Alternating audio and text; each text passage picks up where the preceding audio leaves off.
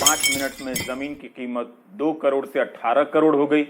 ये खबर बहुत बड़ी है। या पंजाब नेशनल बैंक ने अपनी कंपनी के 4000 करोड़ के शेयर एक दूसरी कंपनी को दे दिए, ये वाली खबर बड़ी है। या तीसरी खबर इन दोनों से भी बड़ी है कि भारतीय बैंकों को 5000 करोड़ से अधिक का चूना लगाकर भारत से भाग गए बड़ोदरा के कारोबारी संदेरसा ने तेल कंपनी बनाकर भारत की सरकारी कंपनियों को 5000 करोड़ का कच्चा तेल एक दूसरी कंपनी के जरिए बेच दिया। तो आपको तय करना है कि 18 करोड़ का कथित घोटाला, 4000 करोड़ या 5000 करोड़ का कथित घोटाला, इन तीनों में से कौन बड़ी खबर है। तय करते समय इस बात का ध्यान रखें कि आस्था की कोई कीमत नहीं होती है। काफी समय तक सोचता रहा कि किधर से शुरू करूं। राम मंदिर के लिए जमीन खरीदने का एक मामला सामने आया है, जिसके कई किरदार मामला सामने आने के बाद सामने नहीं आ रहे हैं। अगर कुछ गड़बड़ नहीं है तो सौदे में शामिल कई किरदार मीडिया के सामने क्यों नहीं आ रहे। जिस मंदिर का भूमि पूजन सबके सामने हुआ, एक एक बात पूरे देश को बताई गई, उस मंदिर के लिए जमीन के मामले से जुड़े ये किरदार पर्दे के पीछे क्यों छिपे रहे।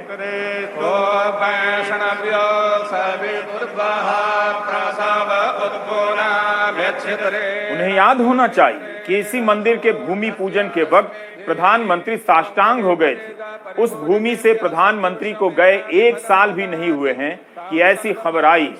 तालाबंदी से आर्थिक तबाही झेल रहे भारत के लिए यह दृश्य आध्यात्मिक उन्नयन के समान था, वरना लोग अस्पतालों और उनके भीतर ऑक्सीजन, वेंटिलेटर के इंतजाम के ऐसे दृश्य की भी मांग करते और महान बताते। 5 अगस्त 2020 के भूमि पूजन की पवित्रता को समृद्ध करने के लिए 1500 से भी अधिक स्थानों से पवित्र एवं ऐतिहासिक स्थलों की मिट्टी लाई गई थी और 2000 से भी अधिक स्थानों व देश की 100 से भी अधिक पवित्र नदियों एवं सैकड़ों कुंडों से जल लाया गया था।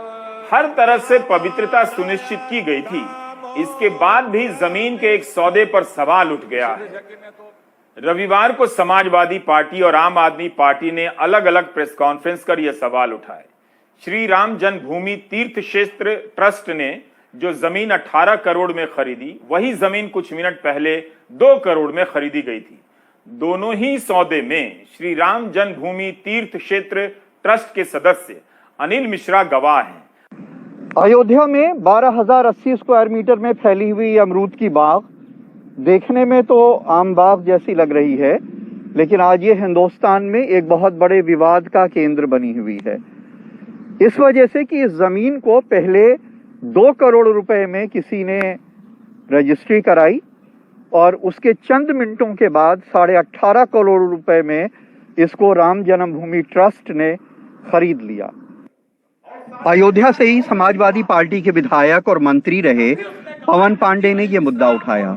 दिलचस्प ये है कि 18 मार्च को जब ये बाग हरीश पाठक और कुसुम पाठक ने 2 करोड़ में सुल्तान अंसारी और रवि मोहन तिवारी को बेची, तो उसमें अयोध्या के मेयर ऋषिकेश उपाध्याय और राम जन्मभूमि ट्रस्ट के मेंबर अनिल मिश्रा की गवाही है। और चंद मिनटों बाद जब राम जन्मभूमि ट्रस्ट को 18.5 करोड़ में रजिस्टर्ड एग्रीमेंट किया गया, तो उसमें भी वही गवाह हैं। तो मेरा पहला सवाल है कि अचानक ऐसी कौन सी स्थिति बन गई कि जो जमीन 2 करोड़ रुपए में ली गई वो 5 मिनट बाद 18.5 करोड़ रुपए की हो गई। दूसरी चीज, क्या जितने प्रॉपर्टी डीलर हैं उनको ट्रस्टी महोदय संरक्षण दे रहे हैं? अयोध्या में जमीन विवाद से जुड़े ज्यादातर लोग हमें अपने घरों पे नहीं मिले। अयोध्या में कुसुम पाठक और हरीश पाठक के घर पे ताला बंद है। ये वे लोग हैं जिन्होंने 2 करोड़ में बाग की जमीन को 2 लोगों को बेचा था, जिन्होंने 18.5 करोड़ में राम जन्मभूमि ट्रस्ट को बेच दिया। बाग खरीदने वाले सुल्तान अंसारी के घर भी हम पहुंचे, लेकिन वहां हमें बताया गया कि वो सुबह से ही घर में नहीं हैं। यही हाल रवि मोहन तिवारी के घर का था। अयोध्या में ये रवि मोहन तिवारी जी का बंगला है। ये वो शख्स हैं जिन्होंने कुसुम पाठक और हरीश पाठक से उस बाग को खरीदा है 2 करोड़ में, जिसे उन्होंने 18.5 करोड़ में राम मंदिर ट्रस्ट को बेचा है। हम यहाँ आए थे उनसे ये जानने के लिए कि आखिर क्या हुआ जो चंद मिनटों में उन्होंने 16.5 करोड़ रुपए का मुनाफा कमा लिया, लेकिन बताया गया कि वो यहाँ पे मौजूद नहीं है। इस मुल्क में भगवान राम की हैसियत